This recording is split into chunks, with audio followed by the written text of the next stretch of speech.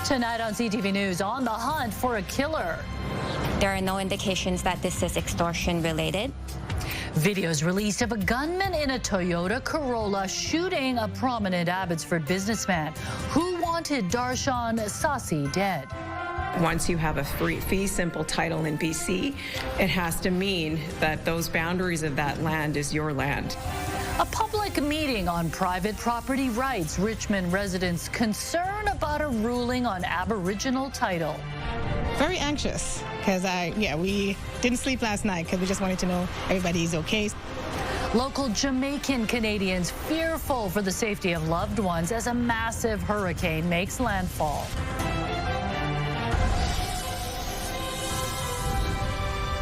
This is CTV News with me, Jung Lee. Good evening. Thanks for joining us. We begin with the latest on a brazen murder of an Abbotsford businessman. Police have released images of the suspect car, and security video shows what happened before the suspect opened fire. A warning: the story contains disturbing content. CTV's Yasmin Gandam has the story. Security video provided to CTV News shows 68-year-old Darshan Sasi getting into his pickup truck Monday morning. Seconds later, a masked man dressed in all black exits a silver sedan parked across the street.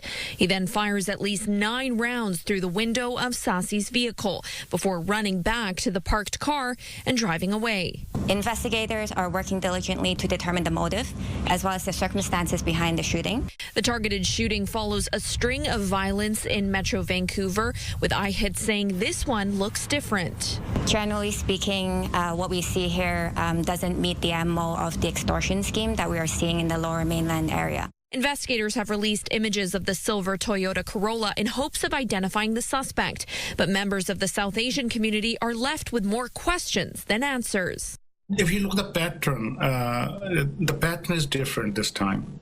Whenever we see the extortion-related shootings, they mostly shoot at night, early morning, and they shoot at the house.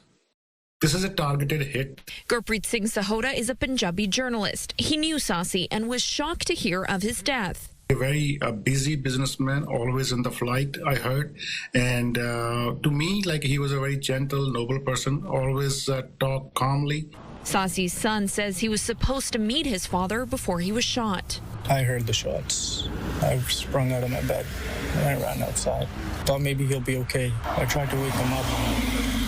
Sahota says there needs to be more action taken. Earlier this year, another prominent businessman, Satvinder Sharma, was also shot in his Surrey office. While the victimology may appear to have some similarities, there's no immediate nexus between the two files.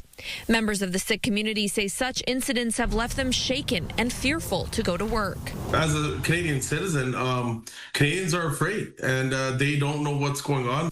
They hope for more action to hold these criminals accountable. We need to put an end to this, and the Canadian government needs to put their foot down. Yasmin Gandam, CTV News, Surrey. 3 men who were charged in the 2022 gang-related shooting at the golf course near UBC have been handed lengthy prison sentences. Deandra Baptiste, Balraj Basra, and Iqbal Kang have each been sentenced to at least 17 years in prison for their roles in the killing of Vishal Walia at University Golf Club. Basra was found guilty of first-degree murder and arson, receiving a life sentence with no chance of parole for 25 years. Baptiste pleaded guilty to second-degree murder and was sentenced to life in prison with no parole eligibility for 17 years. Kang pleaded guilty to conspiracy to commit murder and was sentenced to 17 years in prison. The family of a Kelowna woman allegedly killed by her ex-husband is in Ottawa, renewing calls for tougher laws around intimate partner violence. This comes a day after they called out the BC NDP government for a lack of support. Ottawa says more changes will be announced by the end of the year, but the pressure is mounting to get it done now. CTV's Ben Nesbitt has the story. Standing alongside Conservative leader Pierre Poilievre, Debbie Henderson continues her push, hoping to prevent other families from enduring the same pain hers has. We are demanding change. Henderson's niece, Bailey McCourt, was beaten to death with a hammer in Kelowna in July. Her estranged husband has been charged with second-degree murder. Earlier that day, he'd been convicted of uttering threats and assault by choking in a domestic violence case, but wasn't held in custody pending his sentencing. While the federal Liberals have made bail and sentencing law reforms this week, intimate partner violence has not been directly addressed. We have been counting every day since Bailey was murdered and watching and seeing the number of women murdered. Conservative MP Frank Caputo recently brought forward Bill C-225, known as Bailey's Law. If passed, it would make all intimate partner homicides an automatic first-degree murder charge. Many victims of homicide in Canada are actually intimate partners, and it's time that we reflect that in our laws.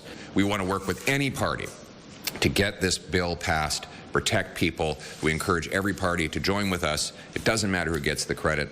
One local advocate says she agrees with stricter laws, but says adopting a charge of femicide, which is used in other countries, would be more impactful. It would be more accurate. It would be more targeted. It would highlight this particular type of violence as unique and aggravated. And ultimately, we would be able to send a stronger message about ending this type of violence. Federal Justice Minister Sean Fraser said Monday the changes around intimate partner laws would be announced by the end of the year. Henderson said she'll be meeting with him on Wednesday. Ben Nesbitt, CTV News, Vancouver. The situation facing BC's forestry industry has become so dire, the province is convening a so-called softwood summit. The sector has been hit hard by U.S. duties and tariffs. And as CTV's Rob Buffum reports, the province is calling on Ottawa to do more.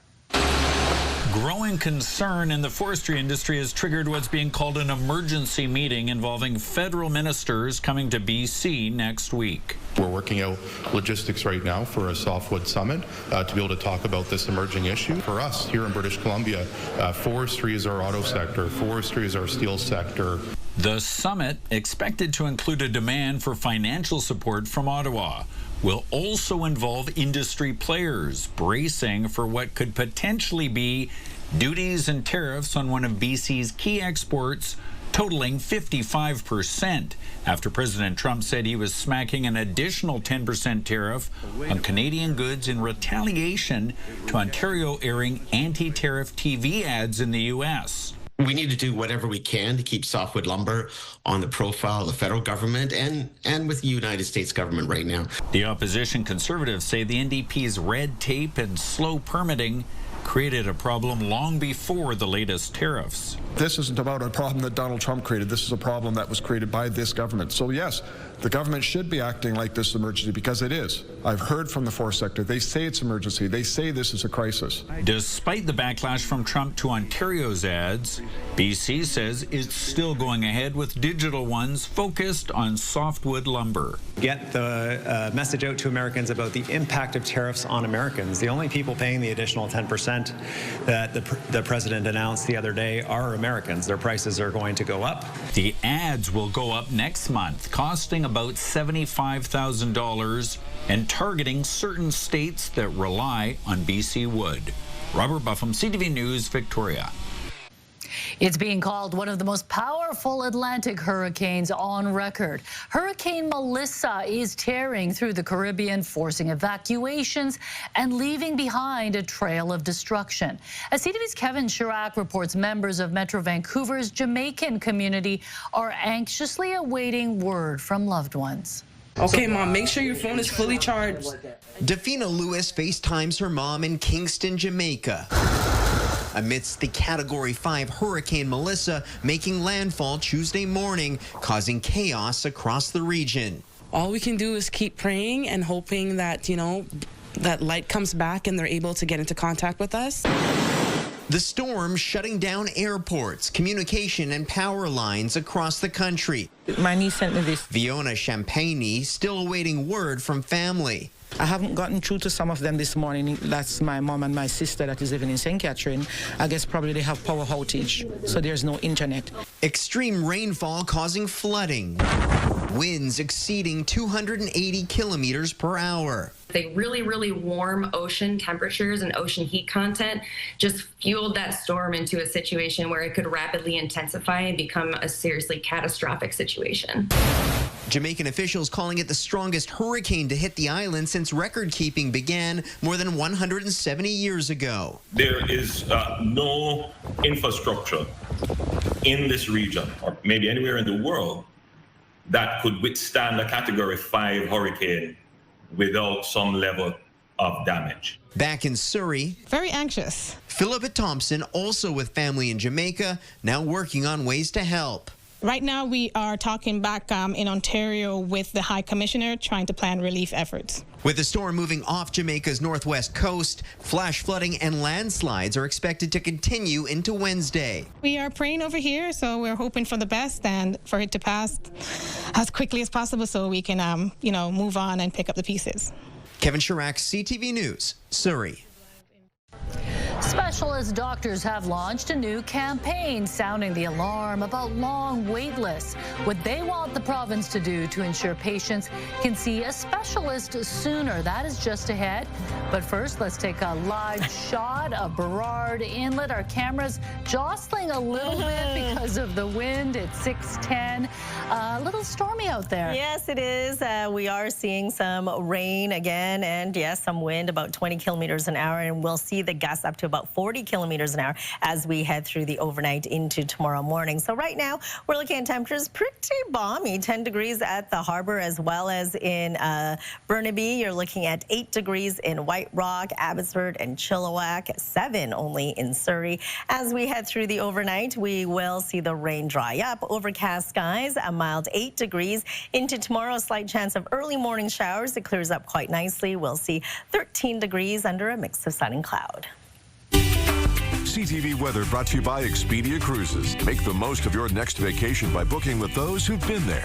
Visit expediacruises.ca. And we still have wind warnings in place for parts of the coast. I've got those details and your full forecast coming up. And everyone wondering what Halloween's going to be like. I have the bad news for the goblins and the ghouls coming up as well. Okay, thank you, Anne. 2 youths have been arrested after a child was robbed in New Westminster's Moody Park. Police received a report from a parent Sunday evening that the child, who's under the age of 16, was grabbed from behind by 2 other young people who demanded money. Officers arrested the suspects near the park and later released them to their guardians. It comes just over a week after another robbery in the same area. In that case, police say 3 young men approached 2 people in the lacrosse box on October 17th, punching one in the face and stealing his wallet before running off.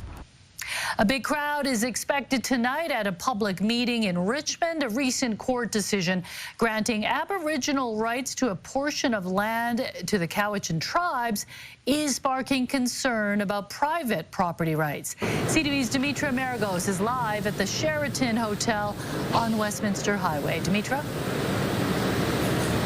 Yeah, Jung, an hour before the meeting, people were lining up to get inside right behind me all the way. You couldn't actually even see the end of the line. This is a much anticipated meeting. This is following a letter that Mayor Malcolm Brody sent out recently saying that a recent court decision could impact the land ownership rights for some Richmond residents. Now let's get into what this letter really said and what could come up in tonight's meeting.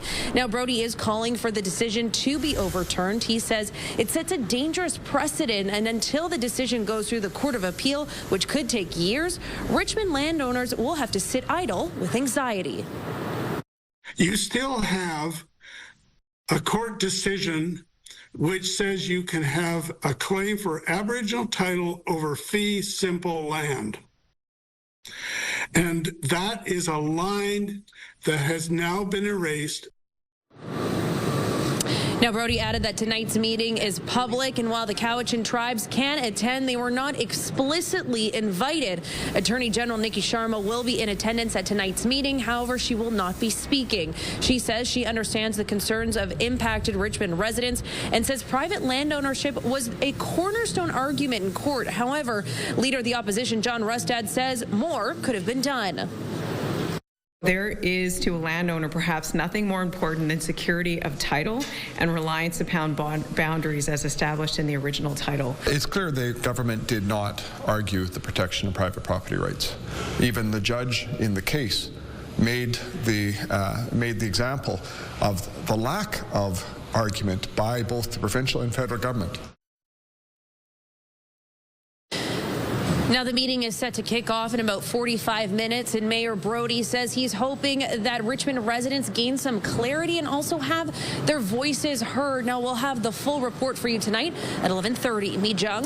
Demetra Maragos reporting live tonight from Richmond. BC's consultant specialists are sounding the alarm about growing patient wait lists and are recommending ways the province can reduce them. CTV's Shannon Patterson now with what they're asking for amid reaction from the health minister. In 2022, 1 million British Columbians were on wait lists to see a specialist. In 2024, that number jumped to 1.2 million, and preliminary data from a new survey suggests it's still growing. And so it just speaks to the big backlog that's building, where important stuff is getting pushed out further and further away. Frustrated with what they see as a lack of action from the province, the consultant specialists of BC have launched a new campaign called Every Number is a Story. So we put forward some solutions, and one of them includes a database to get a sense of where people are waiting and for what service. And that will help us a great deal with planning how to get us out of this situation. Other parts of the solution include ensuring that specialists have time in their day to make sure that they're staying on top of their wait list. And we're going to dig into the proposal that the specialists have put before us around wait list management. But again, we understand just how important it is for people to get timely access to the care they need, which is why we're going to continue to work to recruit, train more specialists. The new campaign from consultant specialists comes on the heels of a letter signed by 130 OBGYNs warning of untenable and unsafe conditions that led to mass resignations at Royal Inland Hospital in Kamloops. It looks like about 70% of sites will be facing a Kamloops-like situation in the next 5 years. And what that situation is a struggle to continue to provide maternity services from OBGYNs across the province such that women and pregnant people can deliver their babies safely in their home communities. We're hearing concerns from cardiology, we're hearing concerns from urology, from radiology, and now obviously the OBGYNs. And so the specialists and the wait lists, every time we see these types of removal of these services out of the system, it's just going to put that much more pressure on every other specialty and every other wait list. Specialists say the longer patients wait for diagnosis and treatment, the more their health can deteriorate. Inevitably, we'll miss things. We will not be able to intervene in a way to save a person's life. Shannon Patterson, CTV News. Should 16-year-olds be allowed to vote? A Vancouver City Councillor's motion to lower the voting age. Also ahead. I just ran through my head on who my dream team would be, and they all said yes. Saving the historic Park Theatre, some high-profile filmmakers have stepped up to keep the theatre from going dark. When CTV News at 6 continues, stay with us. An Abbotsford teen clocked going 178 kilometers an hour, had to call his mom for a ride home. The 17-year-old novice driver was pulled over on Highway 1 last week without his N sign and with 2 passengers. He's now facing $700 in fines, and his dad's car was impounded. Crime Stoppers has released its annual list of frightening fugitives that you definitely don't want on your doorstep this Halloween. Costumed embodiments of their top 5 most wanted were introduced at Cougar Creek's House of Horrors in Surrey today. They include 2 men who ran off after being arrested in a large drug investigation in Vancouver, and another wanted on a Canada-wide warrant for sex assault. Metro Vancouver Crime Stoppers pays rewards of up to $5,000 for anonymous information leading to an arrest. It may have seemed like the end of an era when the credits rolled and the screen faded to black last weekend. But the show at the Park Theatre isn't over just yet. The team behind East Vancouver's Rio Theatre has teamed up with some industry bigwigs with local connections to take over. CTV's Martin McMahon has the story. It was a sign that local cinephiles didn't want to see. The Park Theatre closing on October 26th, but the show will go on at the 1940s era movie house with the people behind the Rio Theatre taking over. I like to think of them as sisters. The Rio's going to be like the punk rock kid sister, and the park will be maybe a little more elegant. The theater will keep its name, but will undergo hundreds of thousands of dollars worth of upgrades. We're investing in a state-of-the-art laser projector, also, brand new screen, and, making sure the sound is, next level. The project has big name backing, including Dr. Sleep director Mike Flanagan and Stranger Things star and Vancouver native Finn Wolfhard. I got a call at 6:45 a.m. I was a bit grumpy because I just thought it was the cleaners or something calling me too early, but it ended up being Finn Wolfhard, and he was calling me from Europe, and he just wanted to know how he could help. Vancouver film producer Chris Ferguson was the one to assemble this group of A-list backers. When the Rio came to me asking me to put together a group of investors, I just ran through my head on who my dream team would be.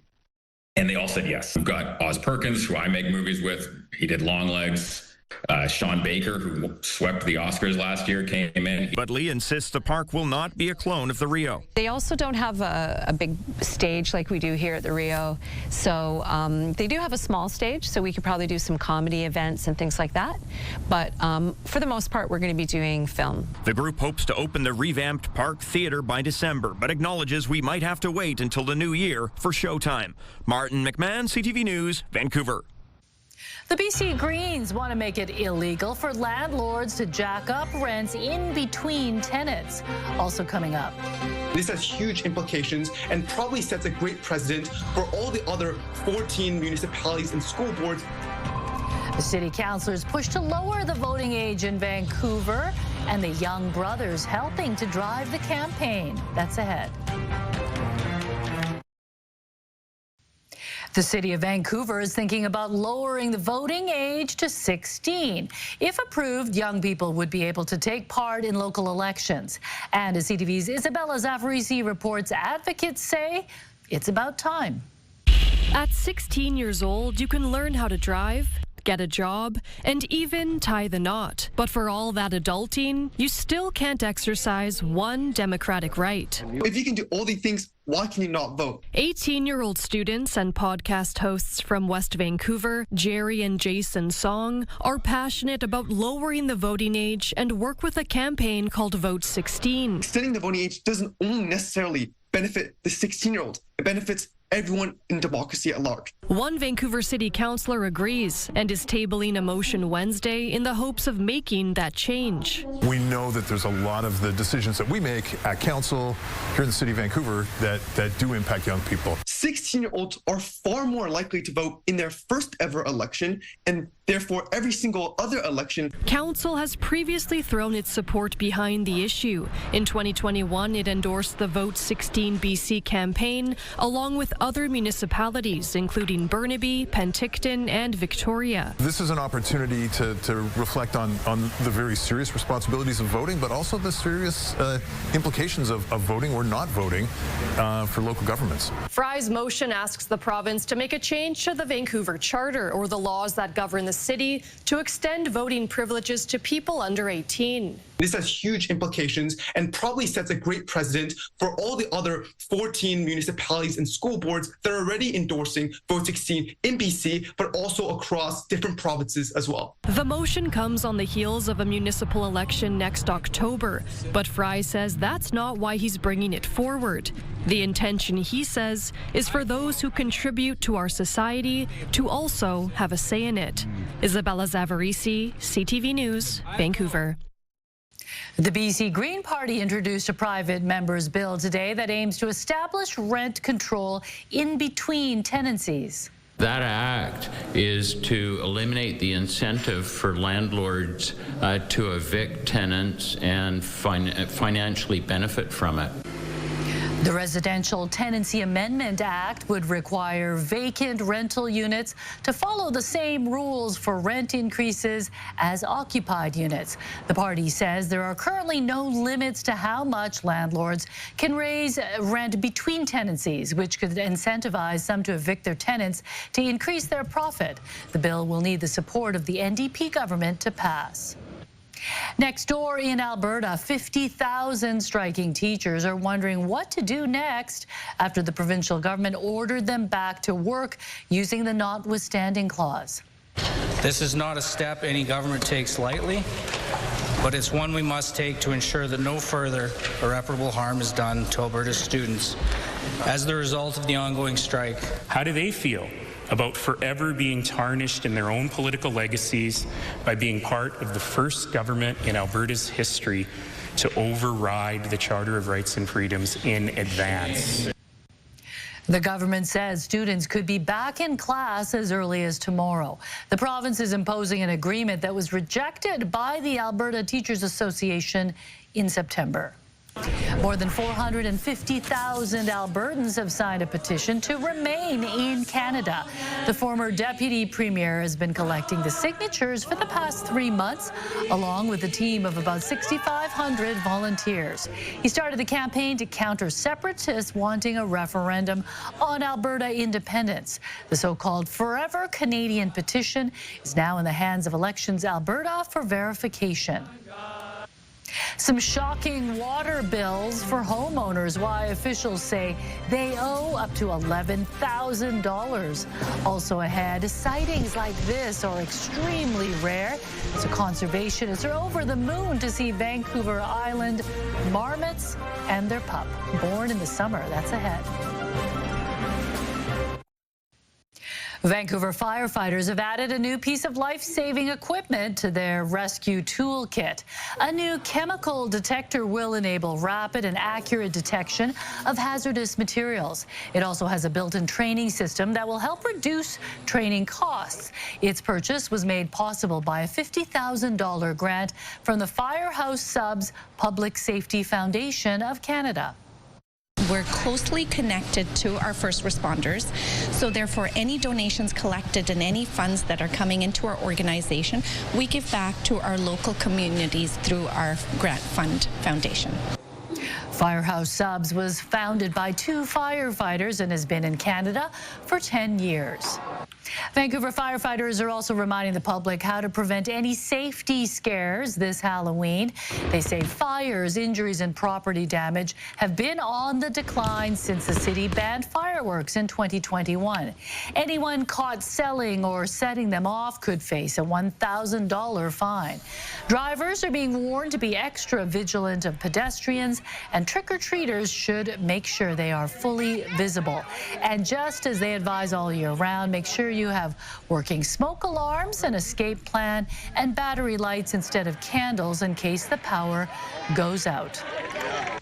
Some homeowners in Ontario are making waves over their latest water bills.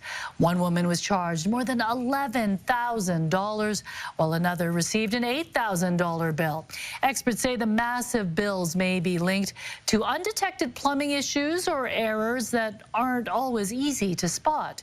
CTV's Pat Foran reports. This Scarborough house has 5 washrooms, and earlier this year, the City of Toronto said it appeared there must be a water problem in the home.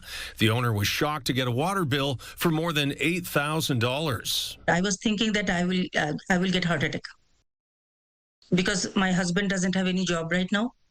My both parents has cancer at home, and suddenly I got this bill. Shahana Pervin contacted the city to say there must be an issue with the water meter as she wasn't using any more water than usual. She says she hired 2 plumbers to check for leaks and says they didn't find any. So I called another plumber to check everything. And that plumber also said, no, there is no leak, nothing. When we reached out to the City of Toronto, a spokesperson said city staff determined the water meter continues to provide accurate readings.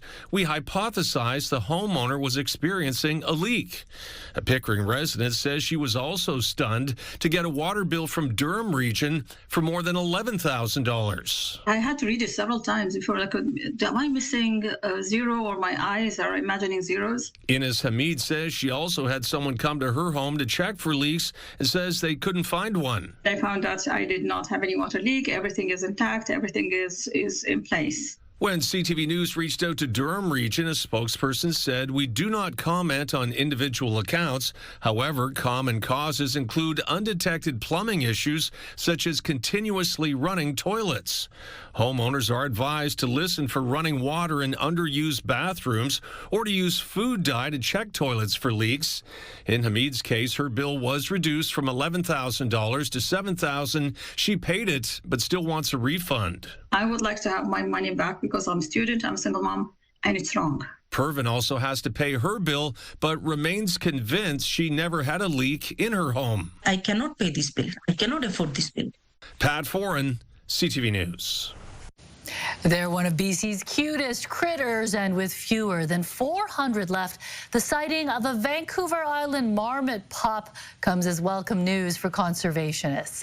The Marmot Recovery Foundation caught this perfect glimpse of a Vancouver Island marmot interacting with its wild-born pup back in August. It's a moment the foundation was overjoyed to capture on camera, as the critically endangered species who once stared down extinction has seen its population grow from just 30 in the 1990s to more than 350 today. That is really good news. Nice to hear that their numbers are growing, because they really are adorable. And we've got lots to choose from come February 2nd for Groundhog Day. That's true. And I always think of Muck Muck.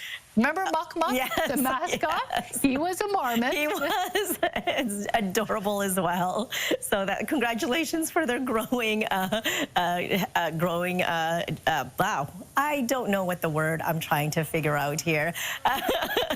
So congratulations to them. All right, let's take a look at our forecast. We're seeing rain out there right now, all because of this low pressure system. As you can see, wet weather for the south coast and strong winds still. Wind warnings in place for parts of the province, for Haida Gwaii, the central coast, as well as north and west Vancouver Islands. Winds gusting to about 110 kilometers an hour. Sunshine Coast, East Vancouver Island and Victoria, you'll see winds gusting to 90. Caribou region with winds to 90 kilometers an hour, slowly easing as we head through the overnight hours. So here's a look at the weather tracker. It is wet out there. It will be heavy at times through the evening hours, slowly easing through the overnight into tomorrow morning, with a line of rain moving its way through mid-morning before it dries up, clears out of the way. We will see some sun as we head through tomorrow afternoon, and then clear conditions as we head through tomorrow night. Flurries expected for the northeast corner of the province. Your provincial forecast at the bottom of your screen. Cloudy with showers for Port Hardy tomorrow with a high of 11. Clears up quite nicely. For Campbell River and Comox, 10 degrees under a mix of sun and cloud. You'll see a few lingering showers for Tofino and Port Alberni. Early morning showers clearing out of the way for Nanaimo. A mix of sun and cloud for Southern Gulf Islands and Victoria. Look at those temperatures, though, between 13 and 15 degrees. Very warm for this time of year. 12 degrees for the Sunshine Coast, starting off wet. Soggy up the Sea to Sky Highway. 9 for Whistler, 12 for Squamish, and for us across the Lower Mainland. Early morning showers for the northeastern parts of Metro Vancouver and the Fraser Valley. Clears up quite nicely. 13 degrees across the Lower Mainland. Into Thursday, we will start off cloudy. Clears up 12 degrees. And then, unfortunately, for the trick-or-treaters, it is going to be wet and windy on Halloween on Friday. 11 degrees into Saturday morning before it dries up. Don't forget to turn your clocks back Saturday night into Sunday. We will see a few scattered showers in there as well. Monday will start off dry, showers in the afternoon, continuing into Tuesday, cloudy with showers and a high of 11. CTV weather brought to you by Expedia Cruises for air, land, and sea vacations. So yeah, the kids are going to need everything on Friday. Umbrellas, coats, everything. Maybe, yeah, just tack things onto their jackets. Or get a clear sheet of plastic. That's right, so you can still show off your costume. You want people to see the costume. Yeah, that's the best part of Halloween. Okay, well, the parents will figure something out. I think so. All right, thanks, Anne. Well, some hope in the Canada Post strike, which began more than a month ago. Every time they see something new or that's just come out that everybody's buying, they've got to have it. Social media and how kids spend money or spend their parents' money. Why parents are concerned about young people's financial literacy. That's ahead.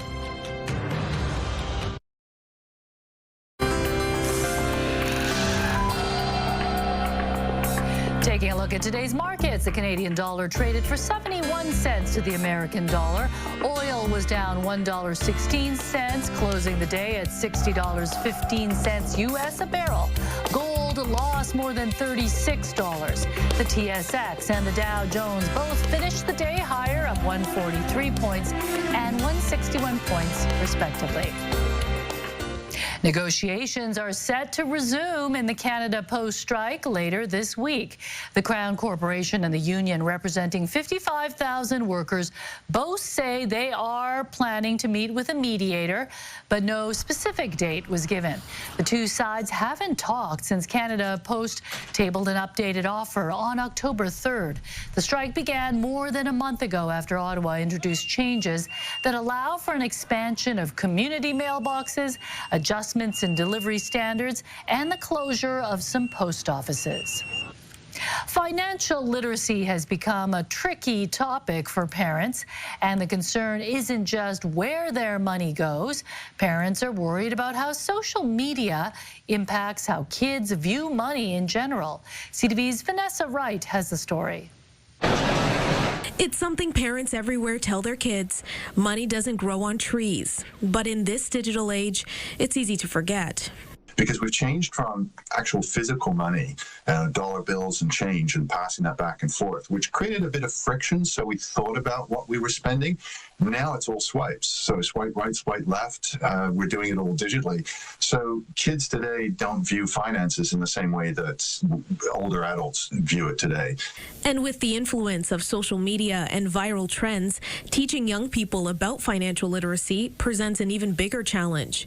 A new study by TD Bank found 61% of Canadian parents are concerned about how social media is shaping their children's attitudes towards money. With tap to pay, with online shopping, fraud risks, financial literacy really is a life skill that parents are concerned that their children might not have. And a large portion of those parents don't really feel confident teaching those money basics. This Halifax mom says social media has influenced what and how much she spends on her daughter. Everything they see on TikTok and all those, lovely sites that they watch, they need it. It's like every time they see something new or that's just come out that everybody's buying, they've got to have it. And when it comes to where that money goes? Clothes mostly and makeup and stuff. I'm really into that stuff more than her. So I just I definitely ask my mom for anything that's I see on social media or from my friends that I definitely ask her to buy me too. When asked what they most want their children to learn about money, 75% said fraud and scam prevention, 71% feel budgeting is a priority, and 70% think saving and planning is most important. Experts say parents can start by having open conversations with their kids about money. So whether that's their decisions around money, the mistakes, the lessons that they've learned, it really is going to help their kids understand using money without the stigma.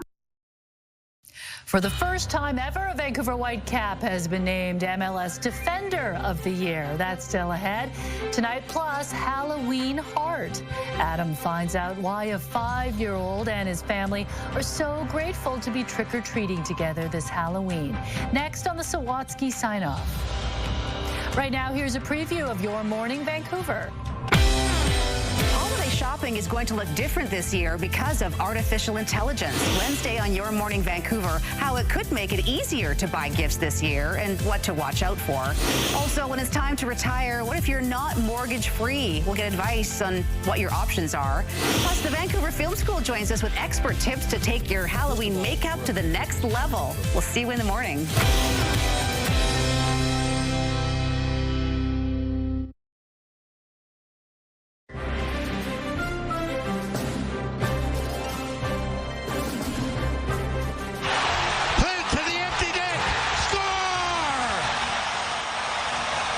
Former Canuck JT Miller is back in Vancouver tonight as the Canucks host the New York Rangers. New York comes in having lost their last 3 games, while the Canucks are coming off an overtime win over the Oilers Sunday. Puck drop is just after 7. Vancouver Whitecaps star Tristan Blackman has been named Major League Soccer's Defender of the Year.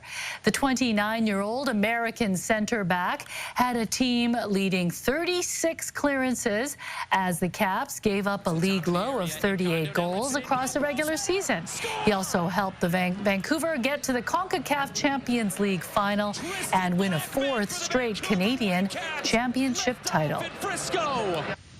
A pumpkin grower decided to get rid of his old car by dropping a nearly 2,000-pound gourd on it. Before dropping the pumpkin nearly 14 stories onto his 1991 Geo Metro, Alan Gerbert entered it into the Utah Giant Pumpkin Festival way off, where it came in first place. Safe to say the car was no match and got totally squashed. Wow. It's sort of mesmerizing watching that, actually. It's so heavy, right? So heavy. We've had some champion pumpkins in the Lower Mainland. Yes. You always wonder what they do with them after. They there you go. Drop them on cars. Or you could make a lot of pumpkin pies. Yes. Yeah. I don't think it would taste very good, though. Okay, 2 grade 7 students in Ontario are taking their assignment to the next level. Their homework, building a catapult strong enough to launch a pumpkin. Connor came home and said, hey, let's build a catapult. And I smiled and we started. It's pretty exciting when you're launching a 10-pound pumpkin hundreds of feet. The boys spent weeks designing and building their very own pumpkin chucker, a contraption meant to squash the competition.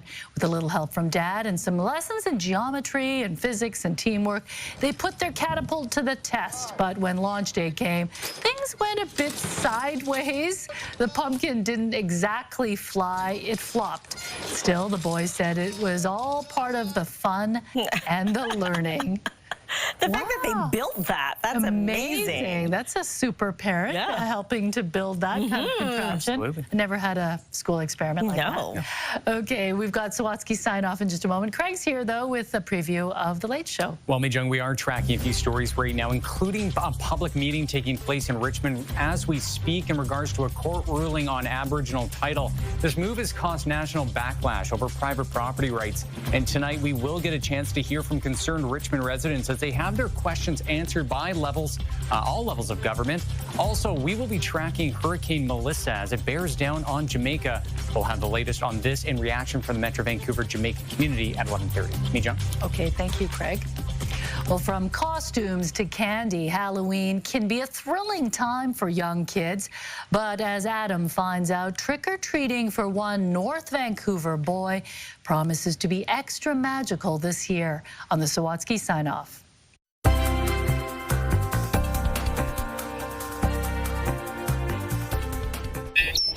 If you ask Ian Itzma about his favorite thing, the 5-year-old will tell you all sorts of stuff about Star Wars. So Luke Skywalker tries to kill Darth Vader. But if you ask his mom, Natalie, about her most difficult days, I mean, I was gutted. It was really hard. she'll tell you all about when Ian endured his first heart surgery when he was just 2 weeks old. And there still is times where we actually don't really know what his life expectancy is going to look like. Preparing for Ian's third surgery was the hardest, his dad David says, because the then 4-year-old knew what was going on. When he walks down the hallway to the surgery room saying, I'm scared, Mommy, I'm scared, Daddy, it breaks your heart. On top of that, the only day the specialist could do the surgery was on Ian's favorite holiday, Halloween. You get to dress up as anything you want. When Ian's neighbors heard about the situation, they rallied together to organize something special a couple nights before the boy's surgery. We had like almost 100 trick-or-treaters, yet Ian was the only one going door to door getting candy. Ian was too weak to walk too far, so after dressing up as an astronaut, the boy was rocketed around the neighborhood in a donated golf cart. Knowing that they weren't getting anything on their end, they were just there just to support our little guy. Melts your heart. Along with a pile of candy, Ian received books and toys to keep him entertained in the hospital post-surgery. And he just lit up, and just the smile on his face made everything just so magical. Cannonball! A year later, Ian is doing better than ever and looking forward to being out on a real Halloween night with his whole family wearing Star Wars costumes. And what are you going to dress up as? Jedi. A Jedi? Obi-Wan Kenobi. As they say in a galaxy far, far away, the Force is strong with this one.